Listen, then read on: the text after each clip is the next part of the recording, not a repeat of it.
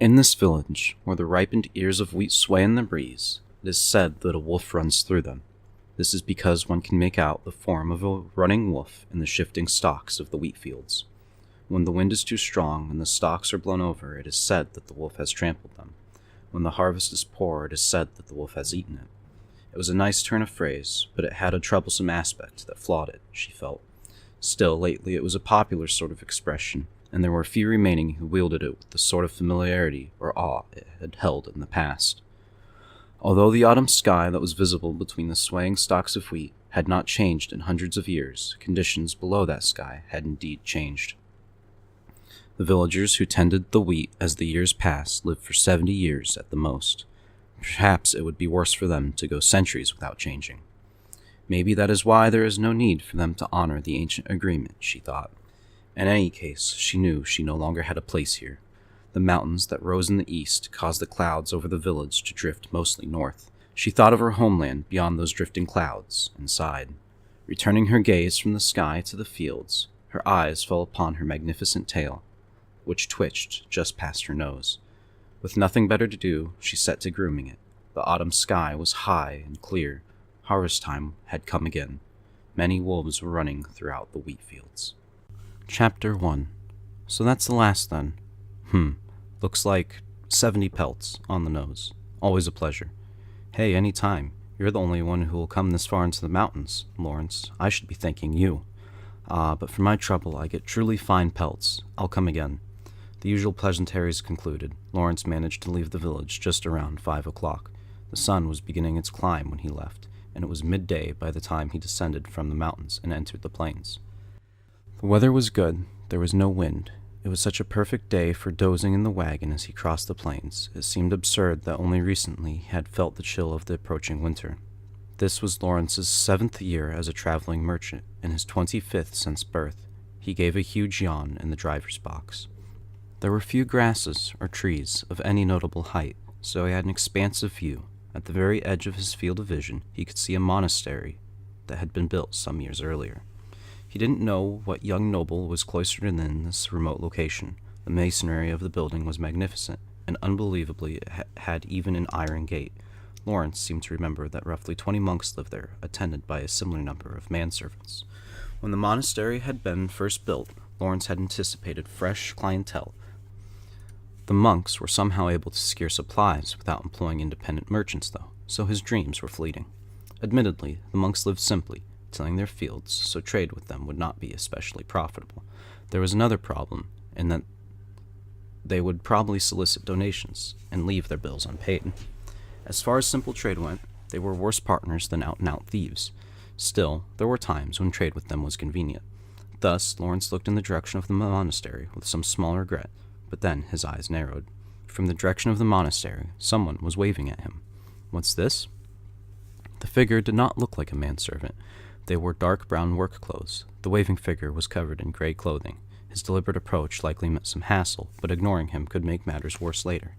Lawrence reluctantly turned his horse towards the figure. Perhaps having realized that Lawrence was now headed his way, the figure stopped waving, but made no move to approach. He appeared to be waiting for the cart's arrival. It would hardly be the first time that a church-associated person demonstrated arrogance. Lawrence was in no mood to take every such insult personally. As he approached the monastery and the figure became clearer, Lawrence muttered in spite of himself. A knight? He at first dismissed this idea as ridiculous, but as he drew nearer, he saw that he was unmistakably a knight. The gray clothing was in fact silver armor. You there, what's your business here? The distance between them was still far too far for conversation, which is why the knight yelled. He apparently felt no need to introduce himself, as if his position were obvious. I am Lawrence, a traveling merchant. Do you require my service? The monastery was now directly in front of him. He was close enough to count the number of servants working in the fields to the south. He also noted that the knight in front of him was not alone. There was another one past the monastery, perhaps standing guard. A merchant? There's no town in the direction you come from, merchant, said the knight hotly, sticking out his chest as if to display the golden cross that was engraved there. But the mantle draped over his shoulders was gray, indicating a knight of low rank. His blond hair looked freshly cut, and his body did not look as if it had been through many battles, so his pride most likely came from being a new knight. It was important to deal with such men carefully. They tended to be excitable. So instead of replying, Lawrence took a leather pouch out of his breast pocket and slowly undid the twine that held it closed. Inside were candies made of crystallized honey. He plucked one out and popped it in his mouth, then offered the open bag to the knight. "Care for one?" Said the knight, hesitating momentarily before his desire for the sweet candy won out. Still, perhaps because of his position as a knight, a considerable amount of time passed between his initial nod and when he actually reached out and took a honey drop. "A half-day's travel east of here, there's a small village in the mountains. I was trading salt there." "Ah, I see you've a load in your cart. Salt as well?" "No, but furs. Look," said Lawrence, turning around and removing the tarp that covered his load, revealing a bundle of magnificent marten pelts. A year's salary of the night before him was paltry compared with its worth. And this? Ah, this is wheat I received from the village." The sheath of wheat in the corner of the mountain of the firs had been harvested in the village where Lawrence had traded his salt. It was hardy in cold weather and resisted insects. He planned to sell it in the northwest, where the crops had sustained heavy frost damage. Very well, you may pass." It was a strange way of speaking for someone who'd summoned him over so high-handedly earlier, but if Lawrence were meekly to say, "Yes, sir," now, a fine merchant he'd be. "So, what occasions your post here, Sir Knight?" The knight's brow knitted in concentration at the question, and furrowed still deeper as he glanced at the bag of honey drops. He was well and truly caught now. Lawrence undid the bag's strings closure and plucked another sweet, giving it to the knight. Delicious. I should thank you." The knight was being reasonable. Lawrence inclined his head gratefully, using his best trader's smile. "The monks have caught wind of a big pagan festival that's approaching, thus the increased guard. Do you know anything of this festival?"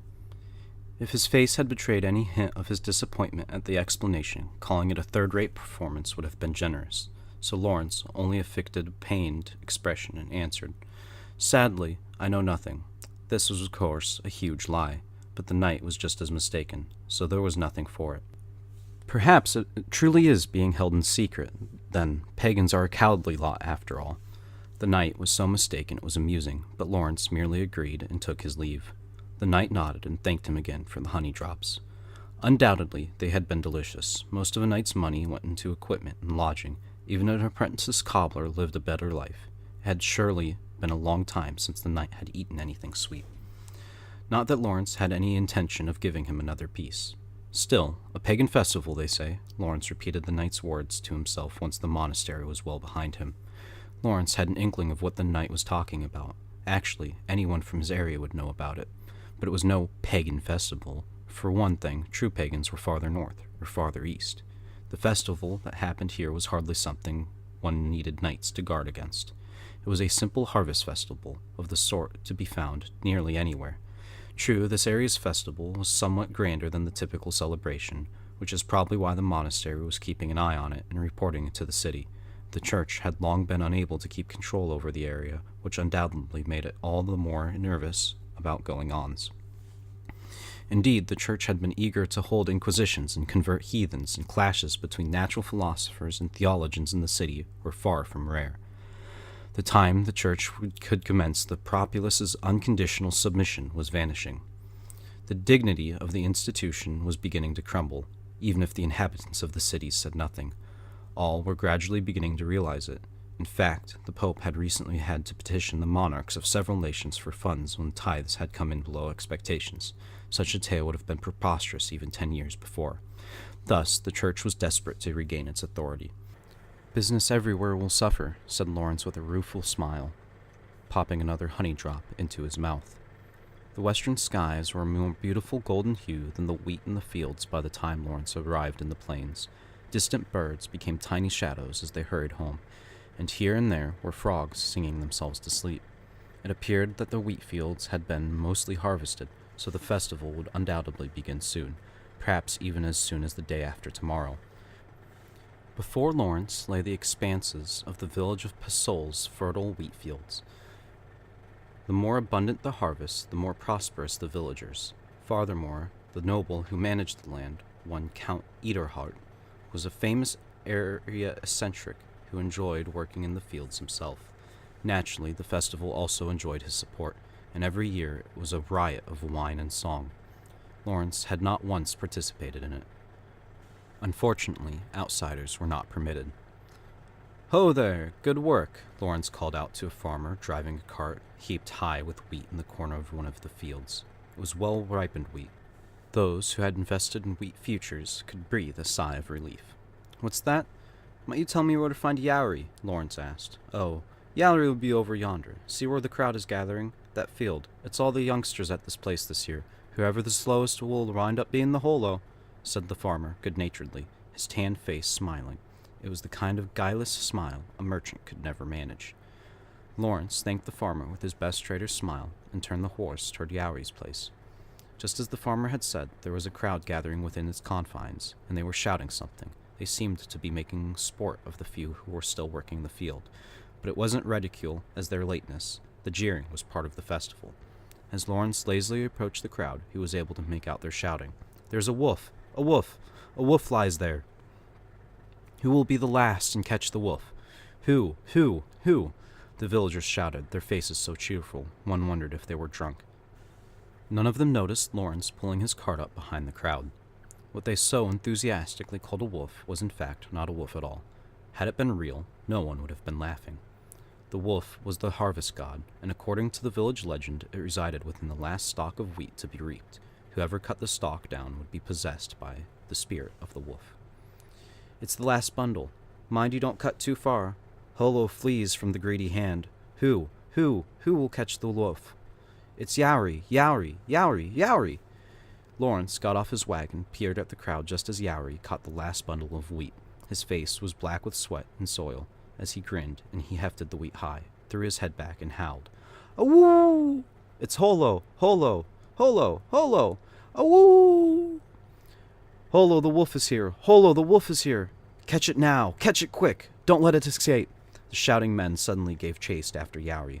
The god of the bountiful harvest, once cornered, would possess a human and try to escape, capture it, and it would remain for another year. None knew if this god truly existed, but it was an old tradition in the area. Lawrence had traveled far and wide, so he put no stock in the teachings of the church, but his faith and superstition was greater than even that of the farmers here. Too many times had he crossed the mountains only to arrive in towns and find the price of his goods dropping precipitously.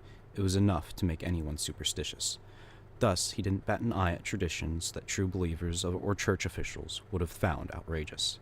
But it was inconvenient that Yowery was this year's holo. Now Yowery would be locked in a granary stocked with treats until the festival was over, close to a week, and would be impossible to talk to. "Nothing for it, I suppose," said Lawrence, sighing as he returned to his wagon and made for the village's head residence. He had wanted to enjoy some drinks with Yowery and report on events at the monastery, but if he didn't sell the furs that were piled high in his wagon bed, he wouldn't be able to pay for goods purchased elsewhere when bills came due. He also wanted to sell the wheat he'd brought from the other village and couldn't wait around for the festival to end. Lawrence talked briefly of the May Day happenings at the monastery to the village's head, who was busy with festival preparations. He politely declined the offer to stay the night and put the village behind him. Years before the Count began to manage the region, it had suffered under heavy taxes that drove up the prices of its exports. Lawrence had bought some of this unfavorably priced wheat and sold it for but a meager profit. He hadn't done it to win favor with the village, but rather because he simply didn't have resources to compete with other merchants for the cheaper, finer grain. Nevertheless, the village was still grateful for his business then, and Yowery had been the middleman for the deal. It was unfortunate he couldn't enjoy a drink with Yowery, but once Holo appeared, Lawrence would soon be chased out of the village as the festival came to its climax.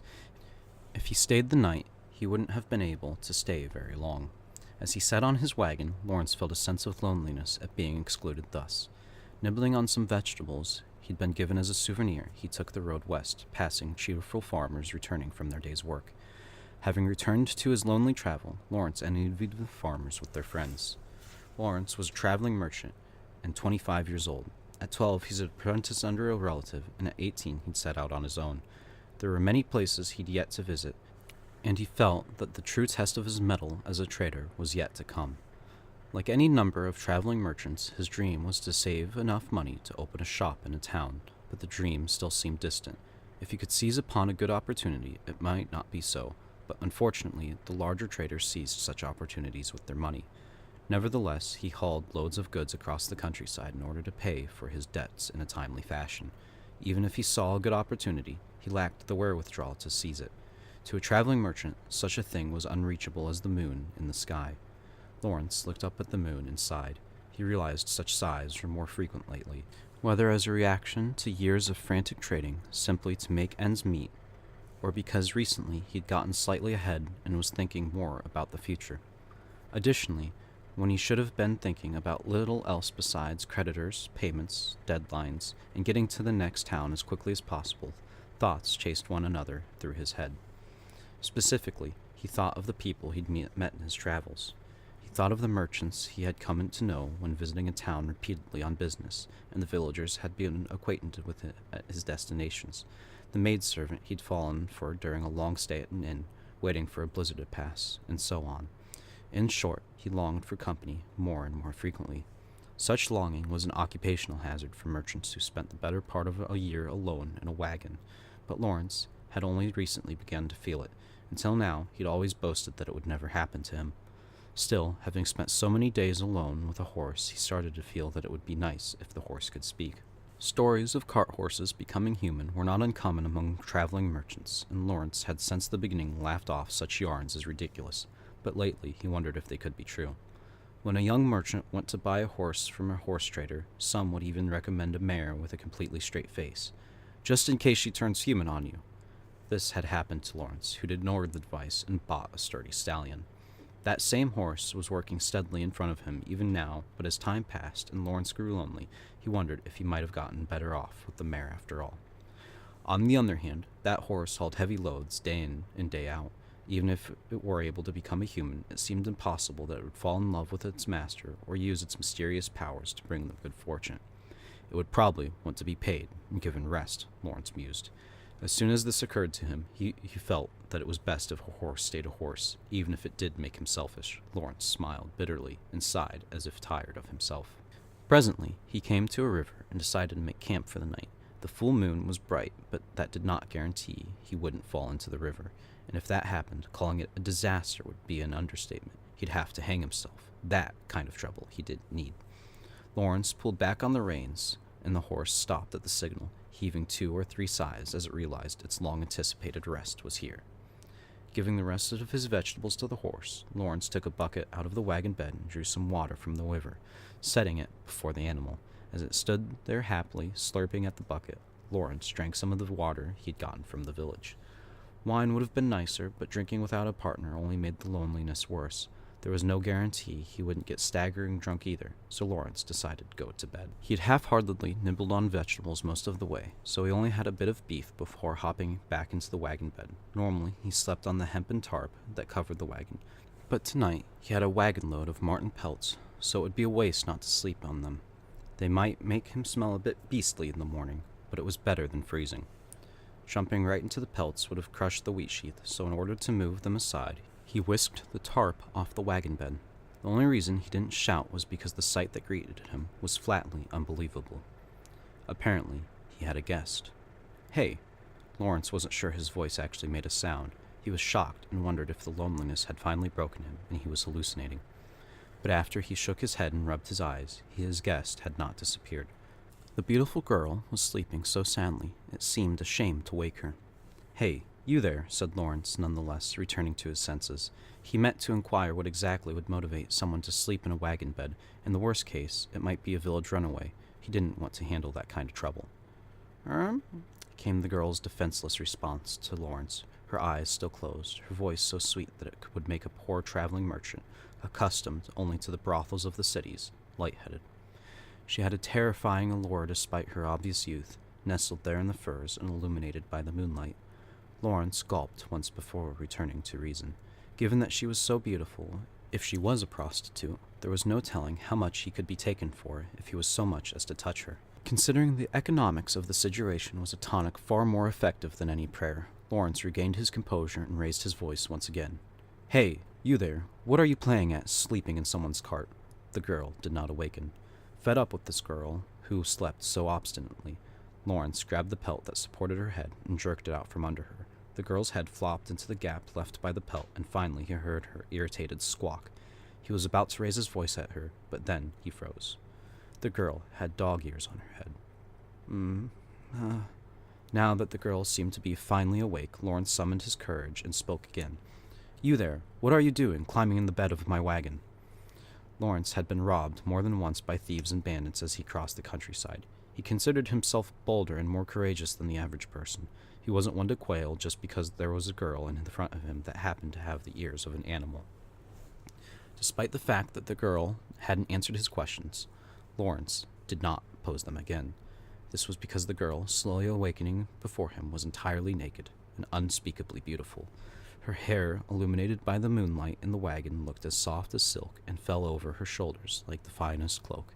The strands that fell down her neck to her collarbone drew a line so beautiful it put the finest painting of the Virgin Mary to shame. Her supple arms were so fine they seemed carved from ice, and exposed, now in the middle of her body, were her two small breasts, so beautiful they gave the impersonation of being carved from some inorganic material. They gave off a strangely vital scent, as if housed within her arresting charm was a warmth. But such fascinating spectacle could just as soon go away. The girl slowly opened her mouth and looked skyward. Closing her eyes, she howled, "Awoo!" Lawrence felt a sudden fear. It blew through his body like a wind. The howl was the song a wolf would use to call its comrades to chase and corner a human. This was no howl like Yuri had uttered earlier. It was a true howl. Lawrence dropped the bite of his beef from his mouth. His horse reared, startled. Then he realized something. The moonlit girl's form, with the ears on her head, the ears of a beast. "Humph, 'tis a good moon. Have you no wine?" she said, letting the howl fade away, drawing her chin up and smiling slightly. Lawrence came back to himself at the sound of her voice. What was before him was neither dog nor wolf. It was a beautiful girl, the ears of such an animal, though. "I have none. And what are you? And why do you sleep in my cart? Were you to be sold in town? Did you escape?" Lawrence meant to ask as authoritatively as he could, but the girl did not so much as move. "What, so you have no wine? Food, then?" "My, such a waste," said the girl unconcernedly, her nose twitching. She spied the bit of beef Lawrence had almost eaten earlier, snapping it up and popping it into her mouth. As she chewed, Lawrence did not fail to note the two sharp fangs behind the girl's lips. "Are you some kind of demon?" he asked, his hand falling to the dagger at his waist. As traveling merchants often needed to convert large amounts of currency, they often carried their money in the form of items. The silver dagger was one such item, and the silver was known as a holy metal, strong against evil. However, when Lawrence put his hand to the dagger and posed the question, the girl looked blankly at him, and then laughed heartily. "Ah ha ha ha ha! Me, a demon now!" Her mouth threw open wide enough to drop the piece of meat. The girl was so adorable as to be disarming. Her two sharp fangs only added to her charm. However, being laughed at made Lawrence angry. "How is it so amusing?" "Oh, it's so amusing, it is. That is surely the first time I have been called a demon." Still giggling to herself, the girl picked up the meat again and chewed. She did have fangs. Add in her ears, and it was clear enough that she was no mere human. "What are you?" "Me? Who but you would I be talking to?" "The horse, say." Lawrence drew his dagger. The girl's smile disappeared. Her red-tinged amber eyes narrowed. "What are you, I say? Drawing a blade on me now? How lacking in manners." "What?" I see. My escape was successful. My apologies. I had forgotten," said the girl with a smile, a completely guileless and charming smile. The smile didn't particularly sway him, but nevertheless, Lawrence somehow felt that pointing a blade at a girl was an unseemly thing for a man to do, so he put it away. "I am called Holo. It has been some time since I've taken this form, but, well, it's quite nice." As the girl looked herself over approvingly, Lawrence was so caught up in the first half of what she had said that he missed the second half. "Holo. Holo. A good name, no?" Lawrence had traveled far and wide over many lands, but there was only one place where he'd ever heard that name. None other than the harvest god of the village of Pesol. What a coincidence. I also know of one that goes by Holo. It was bald of her to use the name of a god, but at least this told him that she was indeed a girl from the village. Perhaps she'd been hidden, raised in secret by her family because of her ears and fangs. That would fit with her claim to have escaped successfully. Lawrence had heard talk of abnormal children like this being born. They were called demon children. and it was thought that a devil or spirit had possessed them at birth. If the church discovered them, they, along with their families, would be burned at the stake for demon worshipping. Such children were thus either abandoned in the mountains or raised in secret. But this was the first time Lawrence had ever actually seen such a child. He had always assumed that they would be disgustingly bestial, but judging from appearance alone, this one was a plausible goddess. "Oh ho, I have never met another Holo. Where do they hail?" As the girl chewed the meat, it was hard to see her trying to deceive anyone. It seemed possible that having been raised in confinement for so long, she really did believe herself to be a god. "It is the name of this area's harvest god. Are you a god?" At this, the girl's moonlit face went slightly troubled for a moment before she smiled. "I have long been bound to this place, called its god, but I am nothing so great as a deity. I am merely Holo." Lawrence guessed that this meant she'd been locked away in her home since she was born. He felt a certain sympathy for the girl. "By long, do you mean that you were born here?" "Oh, no." This was an unexpected answer. "I was born far to the north." "The north?" "Indeed. The summers there are short and the winters long, a world of silver."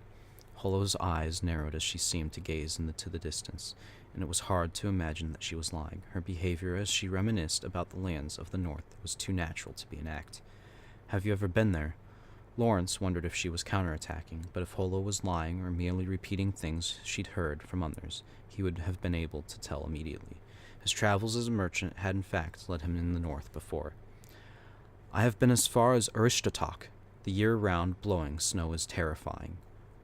Haven't heard of it," replied Holo, inclining her head slightly. He'd expected her to pretend to have knowledge. This was strange. "What places do you know?" he asked. "A place called Yatsu."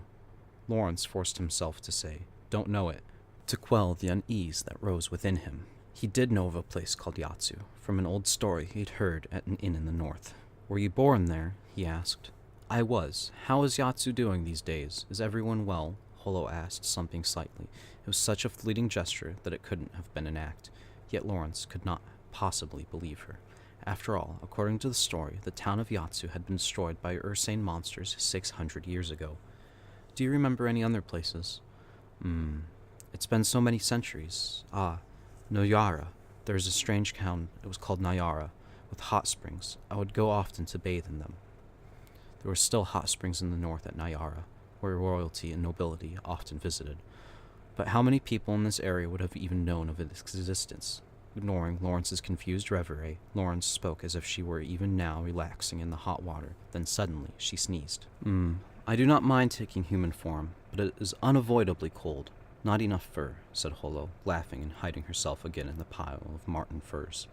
Lawrence couldn't help laughing at her appearance. There was still something that still worried him, though, so he spoke to Holo as she snuggled into the fur pile. "You said something about changing forms earlier. What was that about?" At his question, Holo poked her head out of the pile. "I just meant what I said.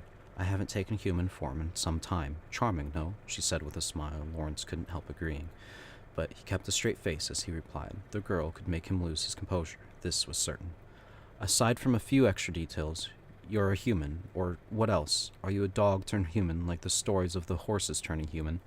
Holo stood at this slight provocation. Turning her back to him, she looked over her shoulder at him and responded steadily. "You can doubtless tell from my ears and my tail that I am a proud wolf. My fellow wolves, the animals of the forest, and the people of the village, all acknowledge me. It is the white tip of my tail that I am the proudest. My ears anticipate every misfortune and hear every lie, and I have saved many friends from dangers. When one speaks of the wise wolf of the Yatsu, they speak of none other than me." Holo sniffed proudly, but soon remembered the cold and dove back under the furs. The tail at the base of her back was indeed moving. Not just ears, then. She had a tail as well. Lawrence thought back on her howl. It was a true wolf's howl, unmistakably. Was this then truly Holo, wolf god of the harvest? "No, it can't be," muttered Lawrence to himself as he reconsidered Holo. She seemed unconcerned about him as she narrowed her eyes in the warm furs. Soon, thus, she was rather cat-like, although that was not the issue at hand. Was Holo human, or wasn't she? This was the question. People who were actually possessed by demons didn't fear the church because their appearance was different. Rather, they feared it because the demon within them could cause outward calamities for which the church made it widely known the penalty was death at the stake.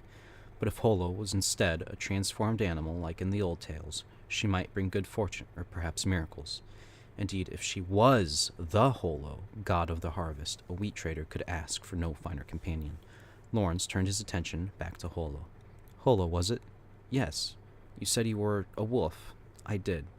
But all you have are a wolf's ears and tail. If you are truly a transformed wolf, you should be able to take a wolf's form. Holo stared absently for a while at Lawrence's words before something seemed to occur to her. Oh, you're telling me to show you my wolf form. Lawrence nodded at the truth of the statement, but was in fact mildly surprised. He had expected her either to be flustered or to flatly lie, but she had done neither, instead looking simply irritated. This expression of irritation was far more pervasive than the clumsy lie, the assurance that she could transform, that he expected. I don't want to, she said plainly. Why not? Why do you want me to? She shot back, pouting. Lawrence winced at her retort, but the question of whether Holo was human or not was an important one to him. Recovering from his stumble, Lawrence put as much confidence as he could muster into his voice, trying to regain the conversational initiative. If you were a person, I would consider turning you into the church. Demons cause calamity, after all. But if you are really Holo, god of the harvest, in human form, then I needn't turn you in. Were she genuine, well, tales of transformed animals acting as envoys of good fortune still remained. Far from turning her in as a demon, he would happily offer her wine and bread. If not, the situation would be different. As Lawrence spoke, Holo wrinkled her nose, and her expression grew darker and darker. From what I have heard, transformed animals can change into their original forms. If you are telling the truth, you should be able to do so as well. Yes? Holo listened with the same irritated expression. At length, she sighed softly and slowly extracted herself from the pile of furs. I have suffered many times at the hand of the church. I'll not be given over to them. Yet, she sighed again, stroking her tail as she continued. No animal can change its form without a token. Even your humans need makeup before you can change your appearance. Likewise, I require food. What kind of food? Only a bit of wheat. That seemed more or less reasonable for a god of the harvest, Lawrence had to admit, but her next statement brought him short. That, or fresh blood. Fresh blood?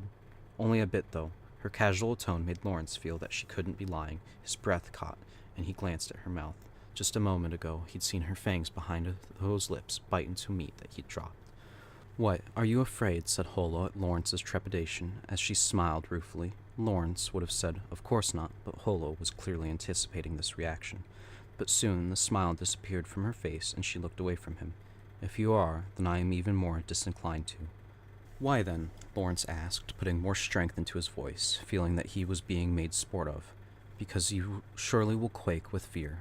All, be they human or animal, look at my form, and they give way with awe, and treat me as special. I have tired of this treatment.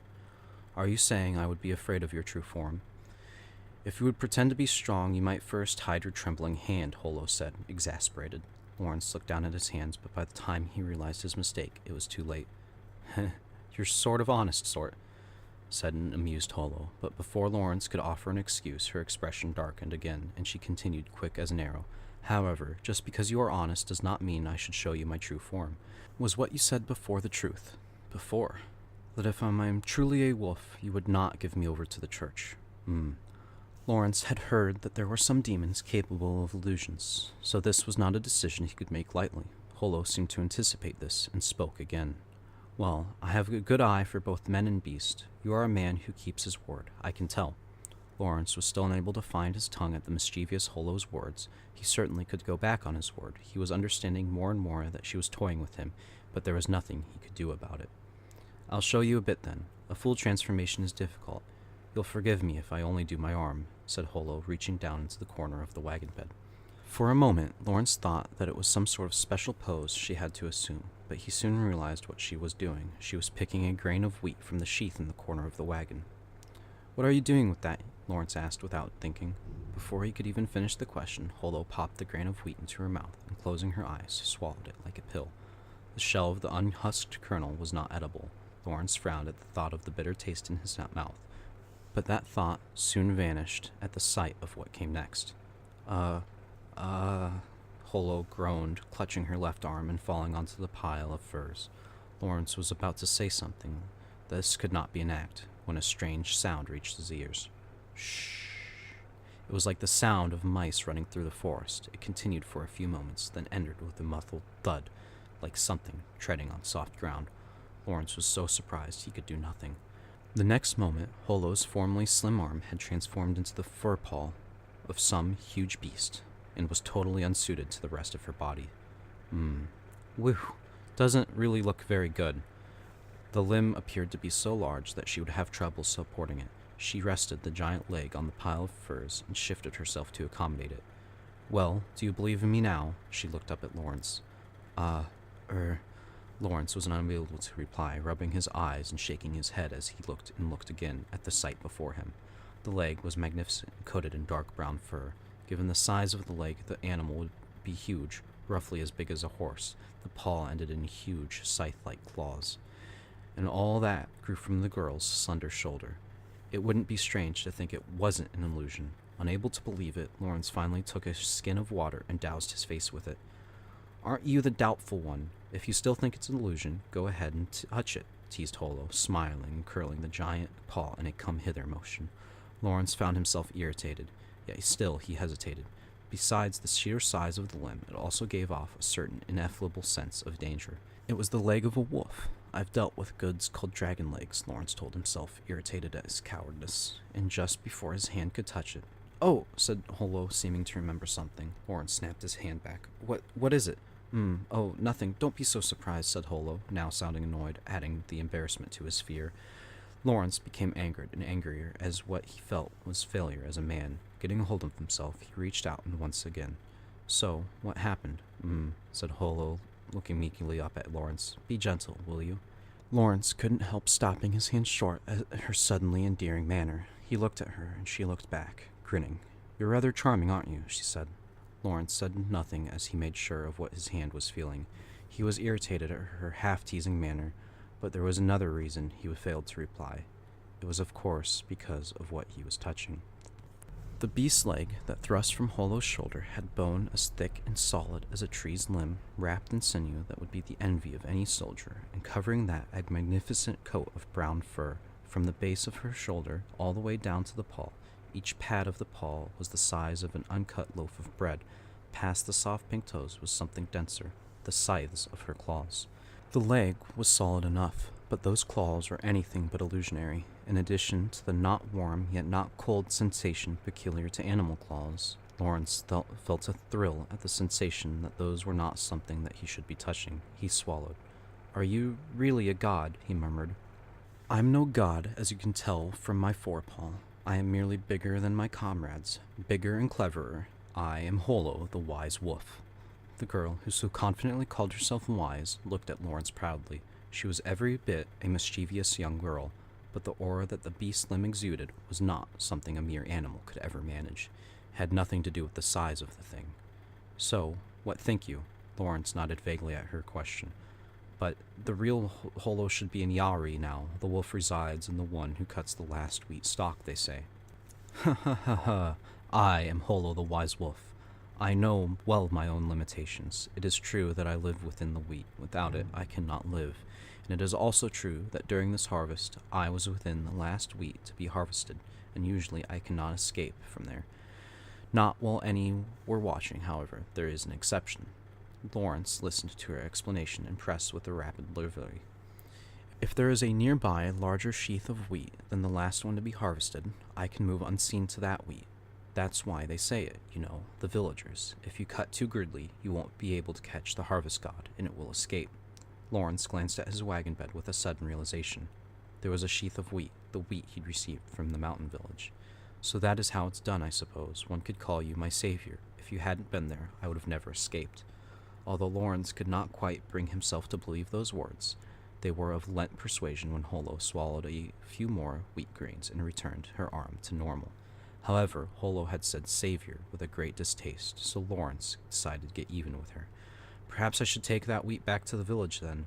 They'll be in a bad way without their harvest god. I've friends with Yaoi and the others in Pasol for so long of time, I'd hate to see them suffer. He concocted the pretense on the spot, but the more he thought about it, the truer it seemed. If this Holo was the real Holo, then wouldn't the village begin suffering poor harvests? After a few moments, his ruminations ended. Holo was looking at him as if stricken. You're jesting, surely, she said. Her suddenly floral mien rocked the defenseless merchant. Hard to say, Lawrence said, vaguely trying to conceal his internal conflict and buy some time. Even as his head filled with other concerns, his heart grew only more and more uneasy.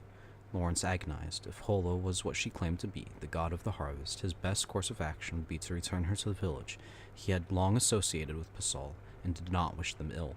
However, when he looked back at Holo, her earlier bravado was entirely gone. Now she looked down, as apprehensive as any princess in an old knight tale. Lawrence grimaced and put the question to himself. Should I return this girl to the village, even though she clearly does not want to go? What if she is the real Holo? He mulled the matter over in a cold sweat, the two questions battling in his mind. Presently, he became aware of someone looking at him. He followed the look to its source and saw Holo gazing at him beseechingly. Please, help me, won't you? Unable to stand the sight of Holo so meekly bowing her head, Lawrence turned away. All he saw, day in and day out, was the backside of a horse. The life left him completely unable to resist a girl like Holo looking at him with such a face. Agonizingly, he came to a decision. He turned slowly back towards Holo and asked her a single question. I must ask you one thing. All right. If you leave the village, will they still be able to raise wheat? He didn't expect Holo to answer in a way that would weaken her own position, but he was a merchant. He had dealt with any number of dishonest negotiations in his pastime. He had confidence that if Holo attempted to lie, he would know. Lawrence readied himself to catch the provocation he was sure would come. But come, it didn't. When he looked at her, she wore an expression completely different from the one he had seen so far. She looked angry, near tears, as she stared in the corner of the wagon bed. What's wrong? Lawrence had to ask.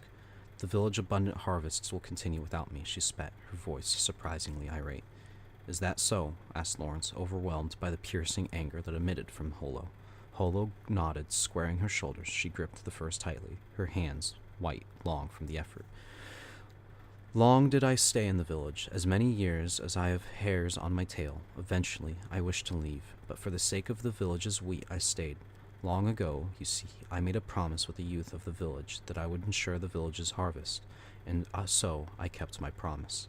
Perhaps because she couldn't stomach it, she did not so much look at Lawrence as she spoke. Earlier, her wit and her words had been quick and easy. Now, she stumbled uncertainly. I am the wolf that lives in the wheat. My knowledge of wheat, of things that grow in the ground, it is second to none. That is why I made the village's fields so magnificent, as I promised, but due to that, occasionally the harvest must be poor. Forcing the lands to produce requires compensation. But whenever the harvest was poor, the villages attributed it to my caprice, and it's so gotten worse in the recent years. I have been wanting to leave. I can't stand it no longer. I long ago fulfilled my promise. Lawrence understood Holo's anger. Some years ago, Pasal had come under the care of Count Earnhardt, and since then, new farming techniques had been imported from the south, increasing the yield. Holo thus felt her presence was no longer necessary. Indeed, the rumor was proliferating that not even the god of the church existed. It was not impossible that a countryside hamlet's harvest god had gotten wrapped up in such talk. The village's good harvests will continue. There will be poor yield every few years, but that will be their own doing, and they'll overcome it on their own. The land doesn't need me, and the people certainly don't need me either. Getting her words out all in one breath, Holo sighed deeply and fell over in the pile of furs yet again. She curled up, pulling the furs around her and burying her face in them. He could not see her face to make certain, but it seemed not impossible that she was crying. Lawrence scratched at his head, unsure of what to say. He looked helplessly at the slender shoulders and wolf ears. Perhaps this was how a real god acted, now full of bluster and bravado, now wielding a sharp wit, now showing a childish temper. Lawrence was at a loss as to how to treat the girl. Nevertheless, he couldn't very well remain silent, so he took a new approach. In any case, setting aside the question whether or not that's all true, you think me a liar, snapped Holo at the preamble. He faltered, but Holo seemed to realize that she herself was being emotional. She stopped, abashed, and muttered a quick sorry before burying her head in the furs again. I understand your resentment, but where do you plan to go, having left the village? She did not answer immediately, but Lawrence saw her ears prick at this question, so he waited patiently. She had just delivered the final significant confession, and Lawrence expected that she simply couldn't face anyone for a moment. At length, Holo guiltily looked into the corner of the wagon bed, confirming Lawrence's suspicion. I wish to return north, she said flatly. North? Holo nodded, turning her gaze up and off into the distance. Lawrence didn't have to follow it to know where she was looking. True north. My birthplace, the forest of Yatsu. So many years have passed that I can no longer count them. I wish to return home. The word birthplace left Lawrence momentarily shocked, and he looked at Holo's profile. He himself had not visited his hometown once since embarking on a life of wandering merchant. It was a poor and cramped place of which he had few good memories, but after long days in the driver's seat, sometimes loneliness overcame him, and he couldn't help thinking fondly of the place. If Holo was telling the truth, not only had she left her home hundreds of years ago, but she'd endured neglect and ridicule at the place where she'd settled. He could guess at her loneliness. But I'd like to travel a bit. I've come all the way to this distant place after all, and surely much has changed over the months and years, so it would be good to broaden my perspective, said Holo, looking at Lawrence, her face a picture of calm.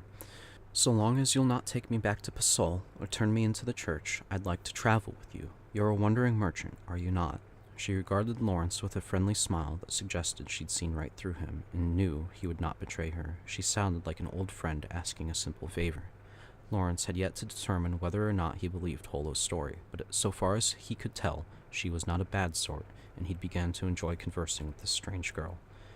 But he wasn't so won over by her charm as to forget the merchant's instincts. A good merchant had the audacity to face a god and the caution to doubt a close relative. Lawrence thought it over, then spoke quietly. I cannot make this decision quickly. Expected complaint, but had underestimated Holo. She nodded in comprehension. It is good to be cautious, but I never misread a person. I don't believe you're so cold as to turn someone away. Holo spoke with a mischievous smile playing across her lips. She then turned and hopped back into the pile of furs, albeit without the sulkiness she'd once shown. It seemed as though she was saying, enough talk for the day. As she derailed the conversation yet again, Lawrence could only grin in spite of himself as he watched Holo. He thought he could see her ears moving. Then her head popped out and she looked at him. Surely you'll not tell me to sleep outside, she said, obviously aware that he could do no such thing. Lawrence shrugged. Holo giggled and returned to the fur pile. Seeing her like this, Lawrence wondered if her actions earlier were something of an act, as if she were trying to play the part of an imprisoned princess. Nonetheless, he doubted that her dissatisfaction with the village or her desire to return home were lies. And if those weren't lies, then he must believe that she was the real Holo, because a mere demon-possessed girl would not be able to make it all up. Lawrence sighed as he realized that more thought would not yield any new answers. He decided to go to sleep and leave farther ruminations for the morrow. The furs that Holo slept in belonged to Lawrence. It was ludicrous to think that their owner would forego their comfort and sleep on the wagon's driving bench. Telling her to move to one side, he too snuggled into the fur pile. From behind him, he heard the quiet sounds of Holo's breathing. Although he told her he couldn't make a quick decision, Lawrence had already decided that as long as Holo had not made off with his goods in the morning, he would travel with her. He doubted that she was that sort of troublemaker, but if she was, he thought, she would surely make off with his entire load. He looked forward to the next day. After all, it had been a long time since he'd slept beside another. It was impossible to be unhappy with her slightly sweet scent piercing the strong-smelling furs. The horse heaved a sigh, as if reading Lawrence's simple thought. Perhaps horses really could understand humans, and simply preferred not to speak. Lawrence grinned ruefully and closed his eyes. Lawrence rose early the next morning. He was like most merchants, who awoke early in order to extract the most profit from the day. However, when he opened his eyes to the morning mist, Holo was already up, sitting next to him and rummaging through something. For an instant, Lawrence wondered if his estimation of her had been wrong, but if so, she was truly audacious. He raised his head and looked over his shoulder, and it appeared she had gone looking through his clothes among the things, and was now trying her shoes. Hey now, those are mine. Even if it wasn't actual theft, even a god shouldn't be rummaging around through other people's things. Holo turned around at Lawrence's rebuke, but there was not so much as a trace of guilt in her face.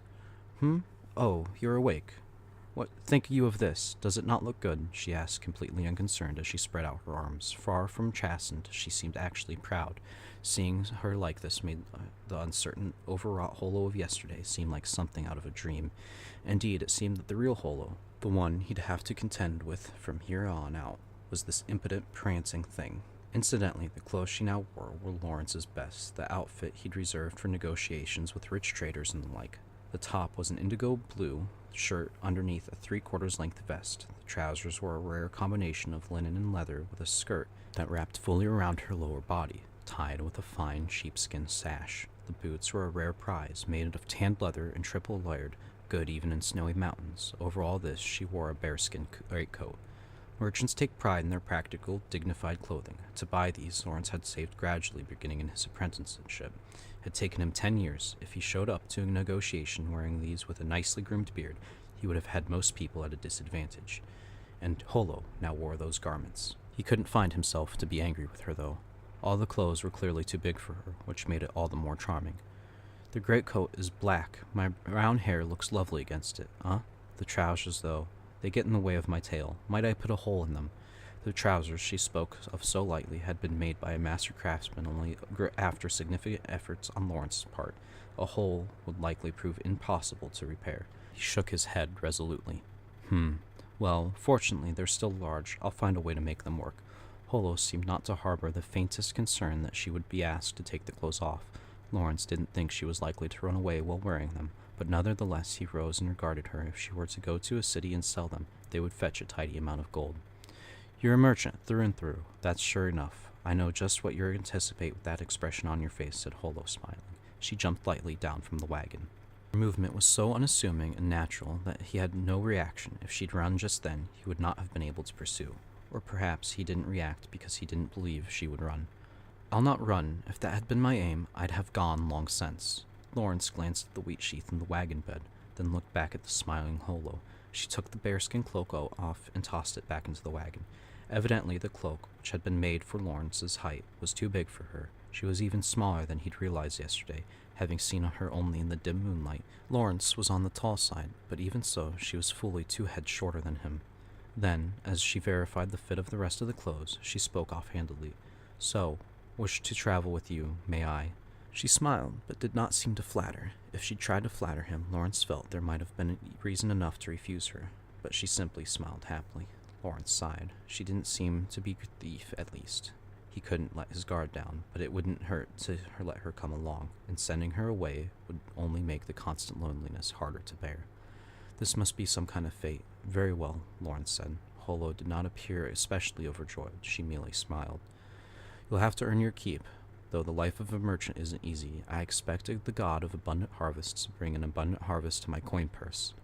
I am not so shameless as to thoughtlessly freeload. I'm Holo, the wise wolf, and I have my pride, said Holo sullenly. Lawrence was not so blind as to think she was making a show of her childish indignations, though. Sure enough, Holo chuckled, though this proud wolf made a bet of spectacle of herself yesterday, she said self-deprecatingly, as if her flustered demeanor reflected her true feelings. In any case, it is good to meet you, Lawrence, Kraft Lawrence. When I'm working, I go by Lawrence. Lawrence, I shall sing your praises for all eternity, said Holo, with her chest thrust forward, her wolf ears pricking up proudly. She seemed oddly serious. It was difficult to tell if she was being childish or cunning. She was like ever-changing mountain weather. Apparently, that ever-changing mood was part of her craftiness. Lawrence hastily revised his opinion and offered her his hand from the wagon bed. It was proof he'd truly acknowledged her presence as a companion. Holo smiled and took his hand. Her hand was small and warm. At any rate, it will soon rain. We should make haste. What? You should have said so sooner, exclaimed Lawrence, loudly enough to startle the horse. The previous night hadn't brought so much as a hint of rain, but looking into the sky, he could indeed see clouds beginning to gather. Holo chuckled at him as he hurriedly made preparations to depart. She scampered on board the wagon. It was obvious enough from the ease with which she regained the slept-in furs. She would be more handy than some fresh-faced apprentice child. The river is in foul temper. 'Twould be best to cross a short distance from here. After Lawrence rose from the horse, collected the bucket, and took the reins in hand, Holo joined him in the driver's seat. It was too big for one person, but slightly too small for two. But to ward off the chill, too small was just right. The neigh of the horse, the pair's strange travels had begun.